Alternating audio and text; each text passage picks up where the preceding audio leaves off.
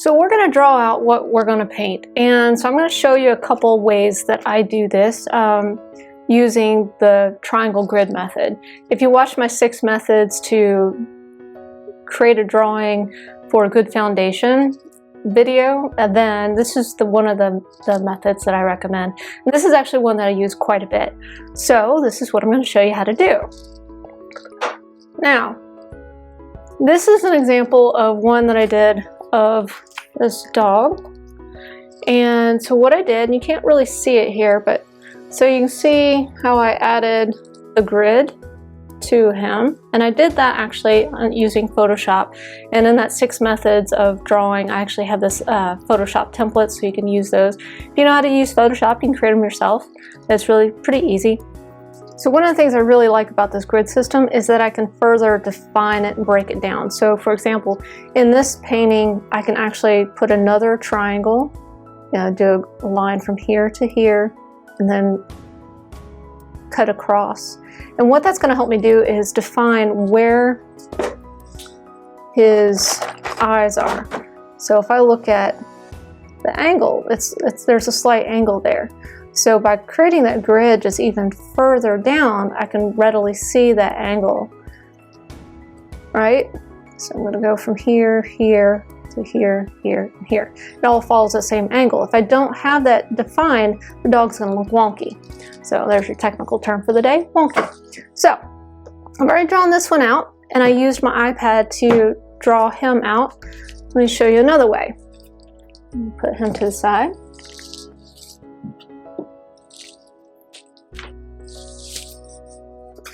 Okay, and this one, so you can see we've got a large grid, and then I broke it down even further into each section. And I was kind of lazy about this one because all I was really interested in was making sure that I kind of placed the butterfly just about right. It didn't need to be perfect because I was going to bring it forward. This is actually a composite of 2 images that I put together because I wanted the butterfly in there and the cat kind of just looking at it. So this was further broken down here, and I relayed that to this image over here. So you can still see some of the grid that's happening under here in my painting. And I drew all this out using this grid.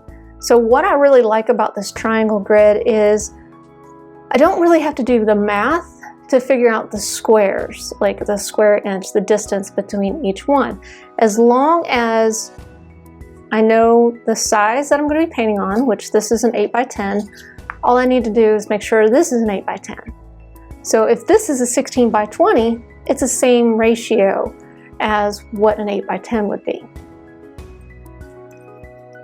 Okay, so if I've got 11x14, I need to make sure and crop my image to be the same size of ratio as an 11x14, and then do the grid on that reference photo that's a ratio to 11x14. So what I'm going to do is I'm actually going to show you step by step on how I did this, and so I'm going to actually draw him again. Okay, so I have my ampersand gesso board. You notice I also have this this is a kitchen shelf liner, so it actually provides a sticky kind of surface so my panel doesn't slide around. Quick tip on how to open up these things, because they are just, really kind of hard to open up. I take my scraper, which I use on my palette, and it's a utility knife, so I'm going to work on the back of it and just open it up like that. And I could do that with these boards because, they're boards. I'm not going to slice through them. You got to be a little more careful with the actual canvases. All right, so I've got my reference photo, and I've got my panel, got my glasses,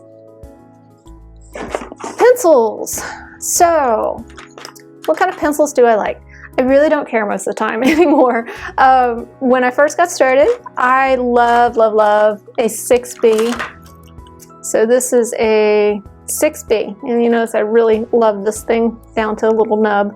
And the reason why I like a 6B, the higher up that you go in the B range, the softer they are. So that means you can really smudge them and get nice effects to create the 3D effect whenever you're drawing. So I'll probably switch a little bit to this. Okay. But because it's got such a dull tip and I don't have a pencil sharpener at the ready, I am just going to go ahead and go with the number 2. All right. So starting from corner to corner, I'm going to draw my grid.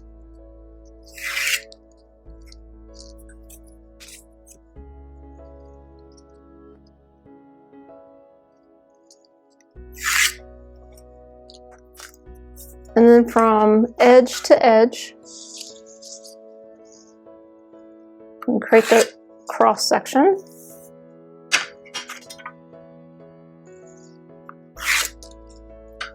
Okay, so now I have a basic grid.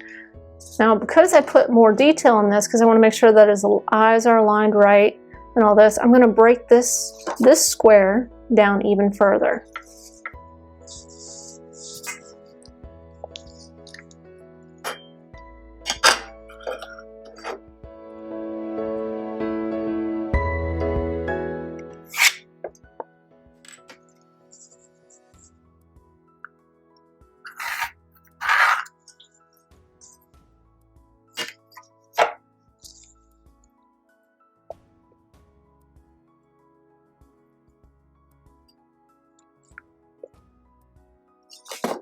A hard time seeing. Okay, there we go.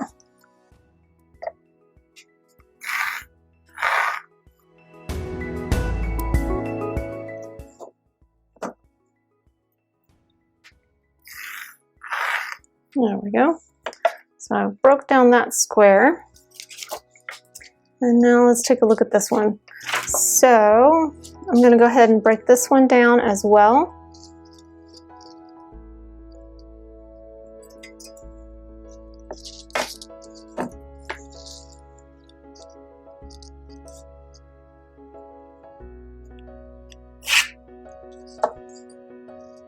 Okay, that's really all I need for that one, because again, it's just a little butterfly. If I really wanted to go into detail, I totally can.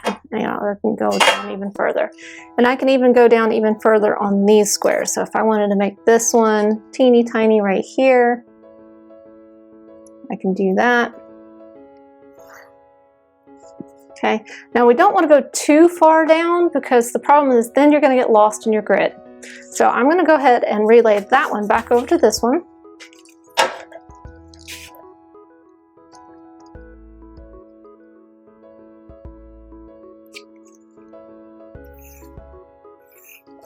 All right. So now I've got a really good grid to start this drawing out. So next thing I'm going to do is actually start drawing it out. So one of the things I always start with is I kind of identify the top. So I'm going to identify the top and the bottom, corner, corner, corner, corner, and so on. And then kind of connect the dots, so to speak, in between. So that way I can get it good, make sure that I get everything in. And then I'm also, so here's the top. Side kind of breaks out right about here. This ear.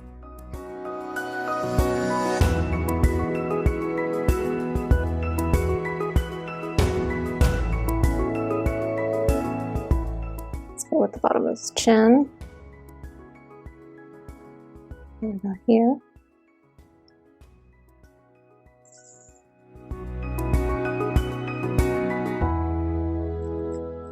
And the lightest part of his fur right about there. Okay. Top of his head, this, right about here. So you can see I can start to put these things together now.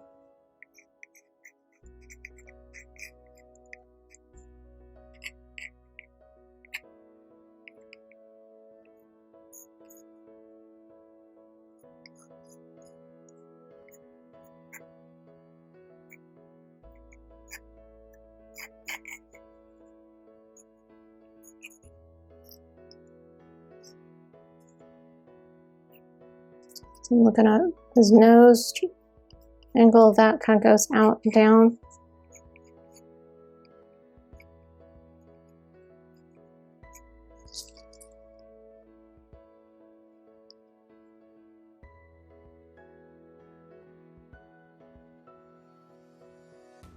Okay.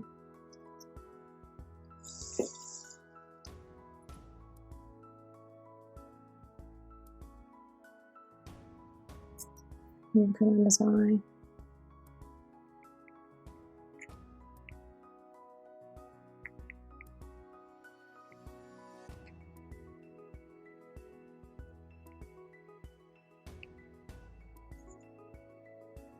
Maybe a little too high.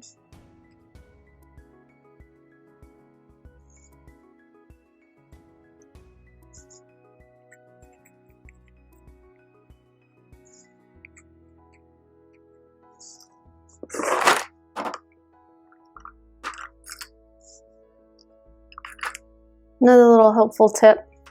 I take these erasers and I cut them down. So again, I'll take the razor blade and just kind of cut them down.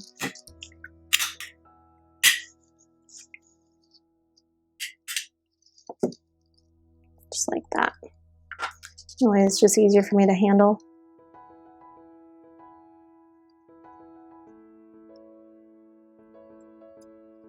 Okay.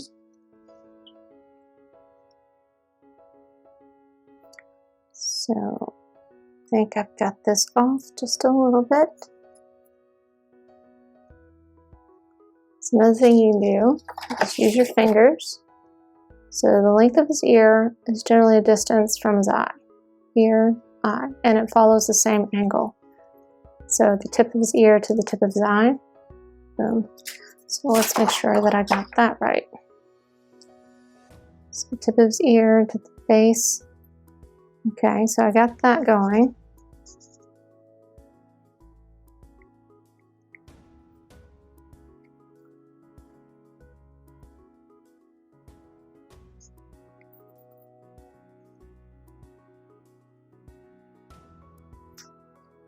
What I'm seeing here is this pupil is back behind this line. So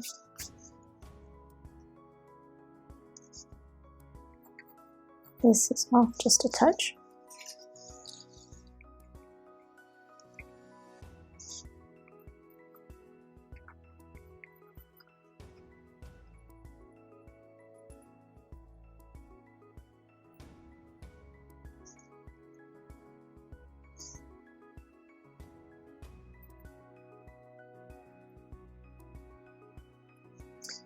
The eye, let's put an eye width from there to there.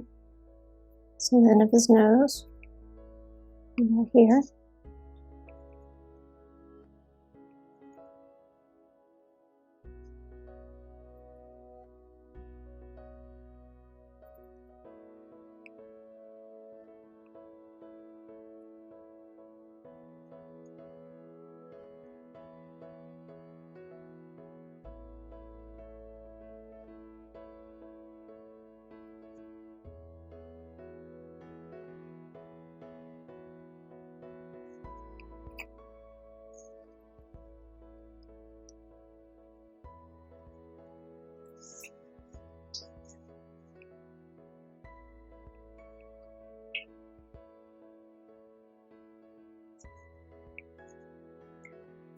Checking his ears to his eyes.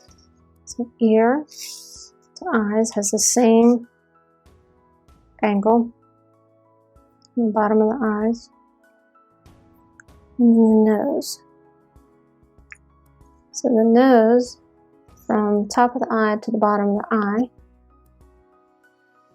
is about one eye distance until this little nostril part starts. So that one eye distance down, little nostril is right about here. I'm looking at the angle. Angle to angle. Bottom of the nose.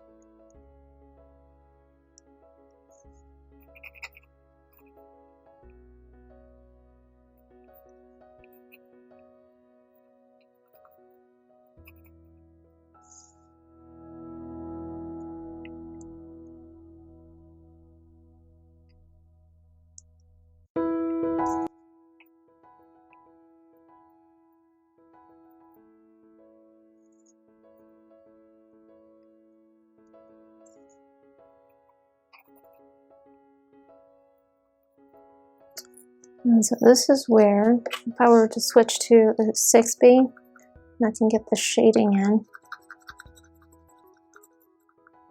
Let's see. And then I could take a blending stump. This is just a little blending stump. And I could take this and even further with those shadows.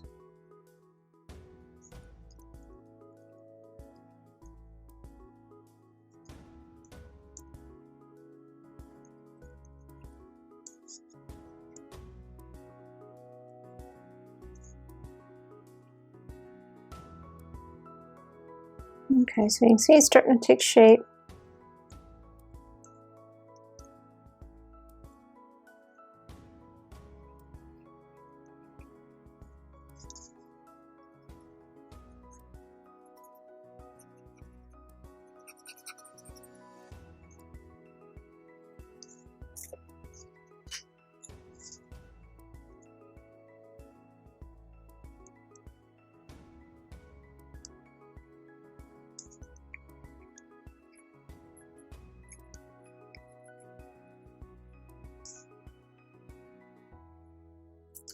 So the thing I'm looking for here, see how this part comes down to is about level with his eye. So if I take that, it comes down to about here. And then I'll get the top of his little mouth.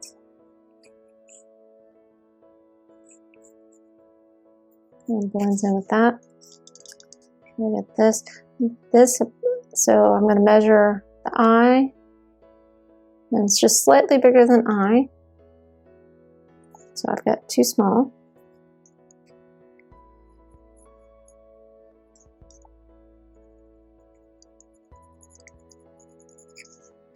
And it's got hair that kind of comes out.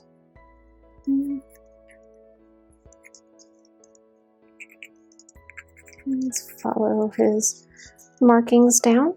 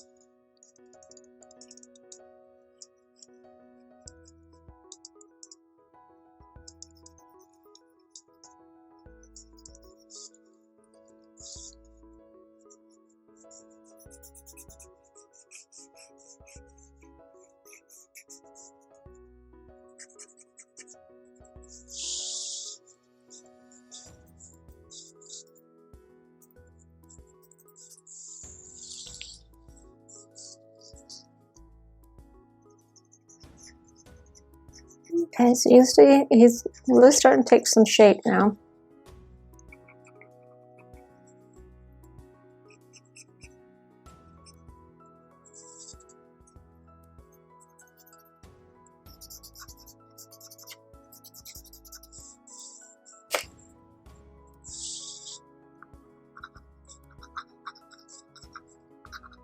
This is where a black and white photo also comes in handy. So I can take the black and white photo and really kind of see where he's the darkest, and I can really kind of play that up in my drawing.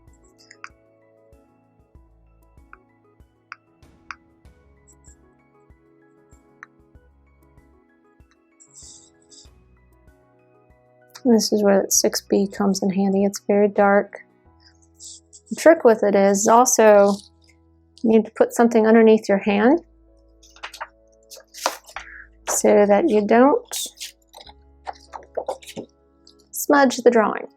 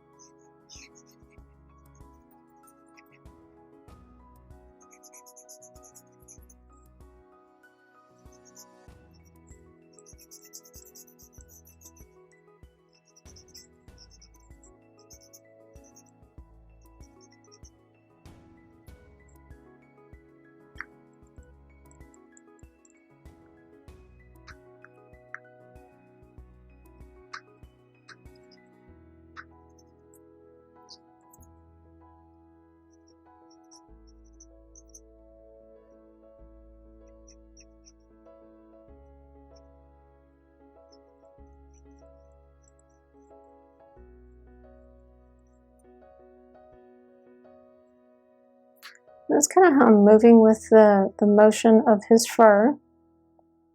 And I'm also moving from dark to light because I want that transition of light to dark. Now you don't necessarily have to get this level of detail into your drawings. And sometimes I do because frankly this is relaxing. And I've got time today to actually relax into it.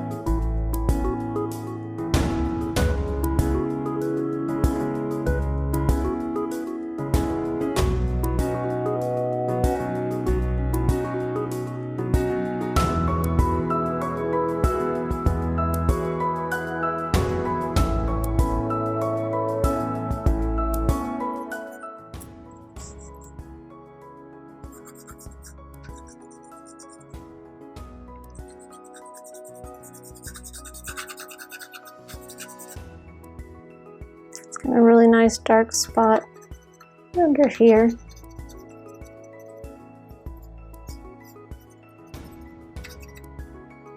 And right here.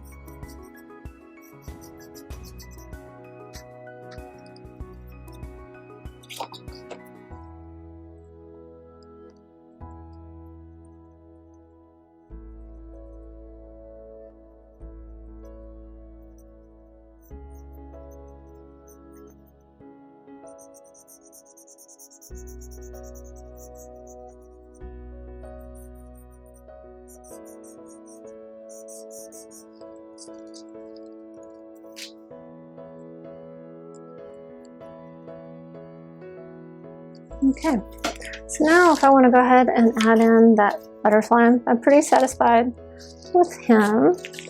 And I could always come back in here and play a little bit more with his eyes and really get them to do the three-dimensional effect, but I'm going to do that with paint.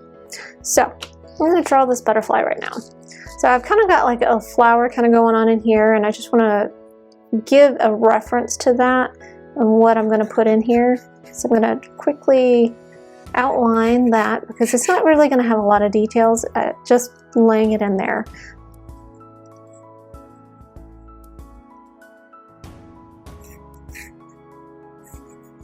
This is about where he starts. One of the really cool things about this is this little bitty bead of water. I mean, that's going to be so much fun to paint. It's going to be ridiculous. I'm so excited about that. Okay. What I'm also looking for here, so when I played with this in Photoshop, I put the butterfly back here.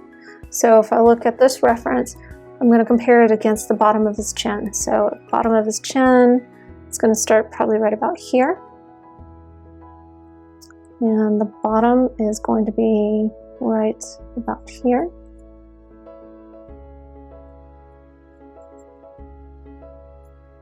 And it follows along that line pretty nice until about there. And then the little body. I don't have to add a ton of detail because I let my paintbrush actually add in the detail. If I add too much details into my drawing, I find that I really limit myself by staying within the lines, you know what I mean? So I'm going to make sure that I don't do that and just kind of lay it in here. I'm not going to add in all of those little intricate designs there.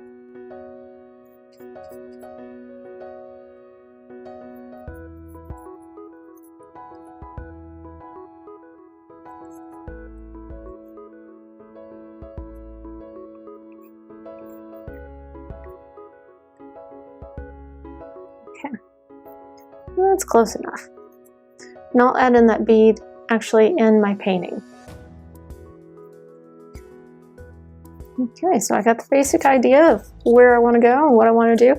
And of course I could add more details if I wanted to, but like I said, I would just get enough information in there for you to feel comfortable adding in paint.